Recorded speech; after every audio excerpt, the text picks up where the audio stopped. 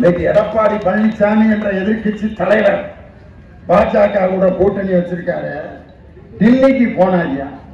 போறப்ப கேக்குறாங்க, டில்லிக்கு எதுக்கு போறீங்க? உண்மையான நேர்மையான ஆள்னா என்ன சொல்லிட்டு போயிருக்கணும். டெல்லிக்கு எதற்கு போகிறீர்கள் எடப்பாடி பழனிசாமி அவர்களே? நான்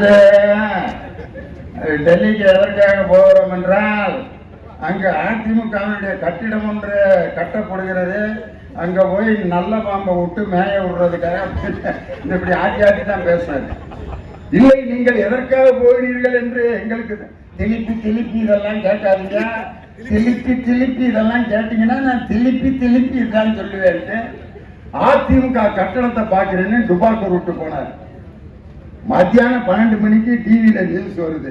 யாரு? அமித்ஷா கூட பூச்செண்டு கொடுத்து அமித்ஷா கால் மேல கால் போட்டு உட்கார்ந்துருக்காரு. ஐயா 3வது வரிசையில் இருந்தார்.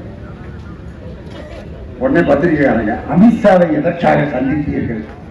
அப்பயாவது சொல்லணும், கூட்டணி வைக்கிறதுக்காக போனோம் சொல்லியிருக்கலாம்ல. அப்ப என்ன சொல்றாருன்னா, அமித்ஷா அவர்களிடம் தமிழ்நாட்டு பிரச்சனைகளை பேசுவதற்காக போனோம். என்ன பொய் வாயில அண்ட புழுகு ஆகாச புழுகும் வாங்கல. அது வேற யார் இல்ல, எடப்பாடி பழனிசாமி தான்.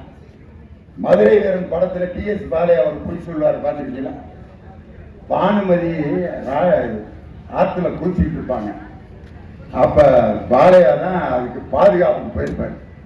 பானுமதிய ஒரு 6 அடிச்சுட்டு போயிடறான். வழக்கம் போல நம்ம எம்ஜிஆர் வந்து பானுமதியை காப்பாற்றிடுறாரு. உடனே காப்பாற்றி கொண்டு வந்துடுறாரு. பானுமதியை அரண்மனை கூட்டி போயிடுவாங்க. ராஜா கேட்கிறாரு, நரசப்பா இளவரசிக்கு என்ன ஆனது? காப்பாத்தினது எம்ஜிஆர். இவரு காப்பாத்தின மாதிரி பொய் சொல்லி ஒரு டயலாக் பேசுவார் பாருங்க.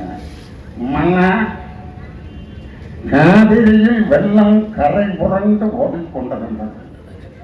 பொம்மி ஆற்றில் நீந்தி கொண்டிருந்தார். ஒரு நேர்ச்சொல் வந்து பொம்மியை அடித்து சென்று விட்டது. படார் என்று குதித்தேன், படவடவென்று நீந்தினேன். ஒரு நீர்ச்சொல் வந்தது, என்று ஊதினேன், ஓடிவிட்டது. தூக்கினேன் பொம்மியை, சேர்த்தேன் கரையில். உண்மையில இது நடக்கல. கூட இருக்கிறவன் சொல்லுவேன், இப்ப உண்மையிலே நடந்தது என்னன்னா, நான் தான் சொல்றேன். அப்புறம் நான் என்ன சொன்னானா? ஏண்டா புழு, நீ கூட இருந்த குளிப்பறியாண்டு அவன் வாழ அப்படிங்கிட்டு இழுத்துட்டு போயிடுவாரு.